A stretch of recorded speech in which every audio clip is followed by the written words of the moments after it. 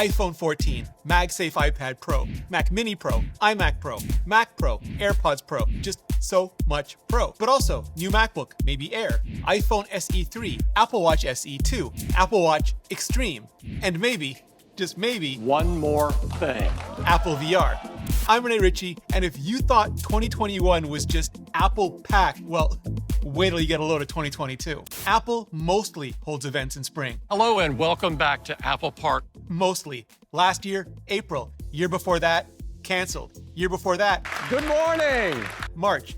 For Oprah.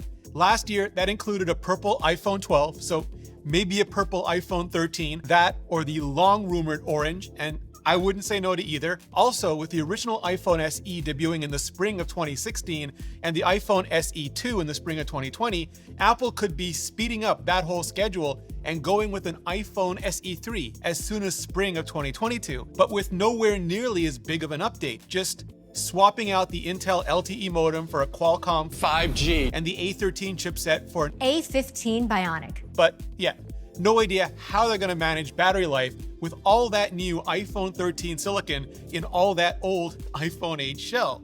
TBD. Now, it's probably way too soon for an AirTags update, but maybe, finally, AirPods Pro, the next generation. The originals launched in 2019, about 8 months after the AirPods 2, but now we're on AirPods 3, so carry the 8, divide by 0, and it sure feels like it's just about time. Same great active noise cancellation, new smaller stems, more like Beats Studio Pro, but with H1, Apple's original headphone chip, unless we're finally gonna get a look at H2. We also got the A12Z iPad Pro in the spring of 2020, and the M1 in the spring of 2021. An absolute powerhouse. Which is way faster than the 18-month cycle they were on before. So if M2 is good to go, we could see a new iPad Pro for the third spring in a row. And that would include better single-core performance, up to 2 extra graphics cores, ProRes media engines, same great mini LED on the front, but now with MagSafe on the back. I mean, maybe a MacBook-style plug,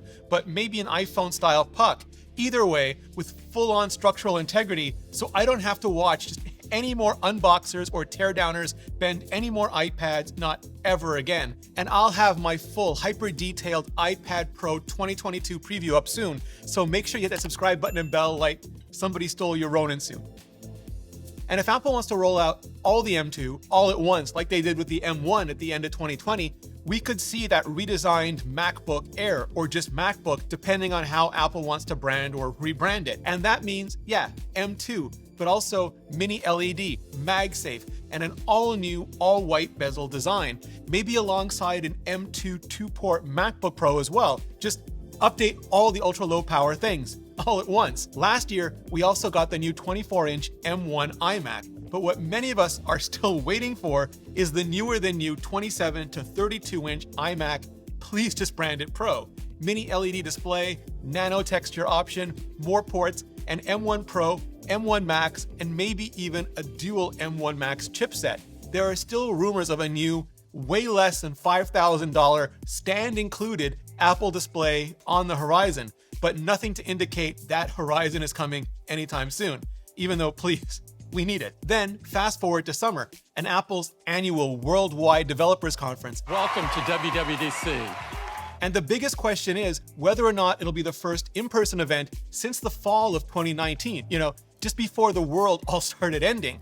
But as with 2020 and 2020 Junior, we'll have to wait and see if we actually get a for real 2022 yet, or if it just ends up being 2023, let there be carnage. But the second biggest question is whether Apple will announce or even just tease the next Mac Pro, because that's exactly what they did in 2013 for the trash can. Can't innovate anymore, my ass. And in 2019 for the Revenge of the Cheese Grater. It's incredible!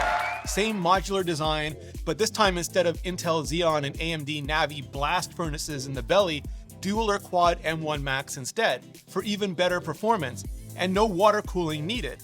That and the Mac Mini Pro with the new design and M1 Pro and M1 Max inside, that would just make every developer in the house or still at home supremely happy, along with iOS and iPadOS 16, tvOS 16, watchOS 9, and macOS. Little help, Craig? Rensho Cucamonga. I think we've nailed it. Now, some WWDCs, like last year, there's just no new hardware. Others, like 2017, there's, well, all the new hardware. Most years, though, it's mixed, and there have been rumors of a more powerful, more gaming-centric Apple TV, a hybrid Apple TV HomePod for home theaters, and a hybrid HomePod and iPad for kitchens and bedrooms. The Apple TV would have an A14 or better and an Apple-designed gamepad, whatever that would look like. The HomePod theater would have room filling and shaking Dolby Atmos and spatial audio. The HomePad would have a display and center stage for full-on family FaceTime fun. But if and where any of that is on the actual roadmap for next year or the year after, we're gonna have to wait and see. Assuming Apple and the world stays on track, new iPhones in September should be fully back to being just the safest bet in tech. Good morning. And for 2022, that'll mean the iPhone 14, which is expected to get yet another redesign, this time with even more iPhone 4 rather than iPhone 5 flavor, deleting the iPhone mini but adding a new iPhone Biggie, like a Max but non-Pro. So goodbye slightly less expensive small phone, hello much less expensive big phone. And on the Pro models, hole punches instead of notches so you can still get that flex on. But tiny process nodes for the A16 chipset. The competition is still playing catch up. Presumably TSMC's brand new 3 nanometers, just exactly in time for Kang and the quantum realm. Also, better cameras because is our biggest camera advancement ever. Of course.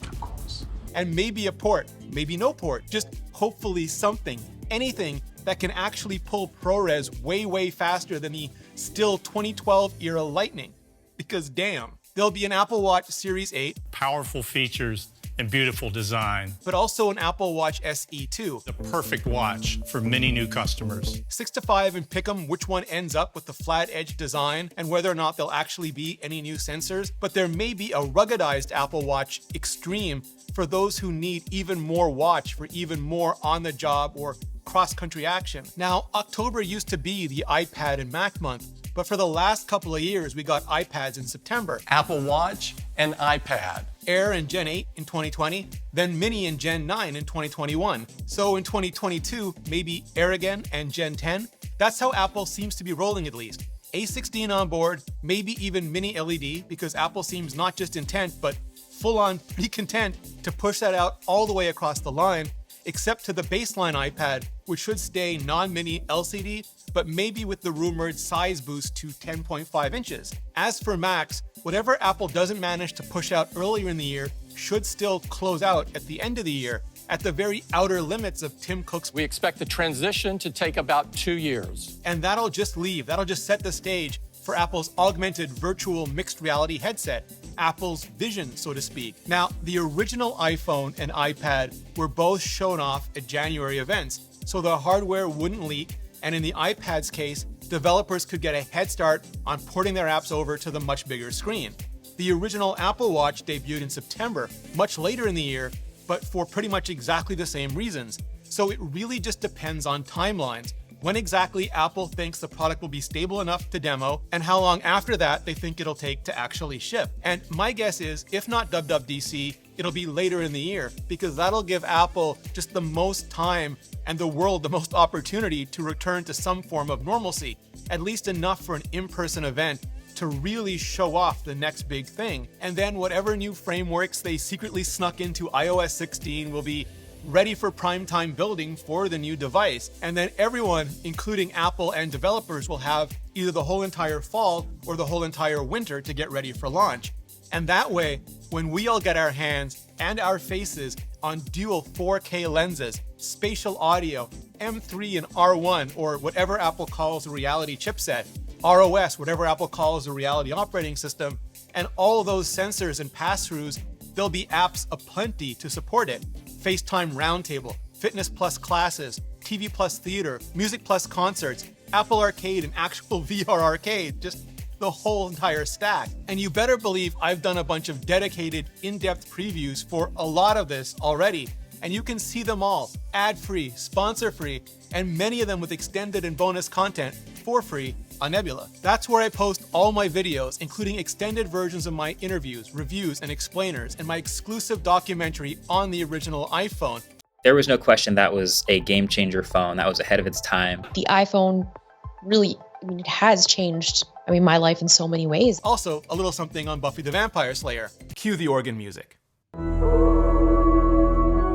All on Nebula, where I have the luxury of making videos that just don't have to be optimized for YouTube or my channel, but where I just know the nerdiest, most hardcore of you will absolutely love them. Ad-free, sponsor-free on Nebula, and bundled in for free when you sign up with today's sponsor at curiositystream.com/Rene Ritchie, or just click the link below. And right now, because you're watching this video, you can get CuriosityStream for 42% off, less than $12 a year, less than the price of a turkey dinner for the whole entire year.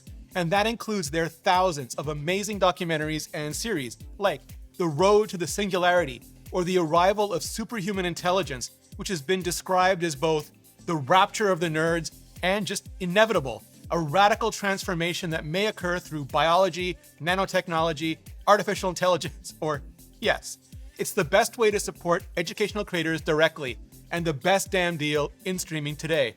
For over 42% off CuriosityStream, less than $12 a year, and Nebula bundled in for free. Just click the button on the screen or go to curiositystream.com/Rene Ritchie. Clicking on that button really helps out the channel, and so does hitting the playlist above for more, much more on everything Apple has coming our way through 2022. Just hit up that playlist, and I'll see you in the next video.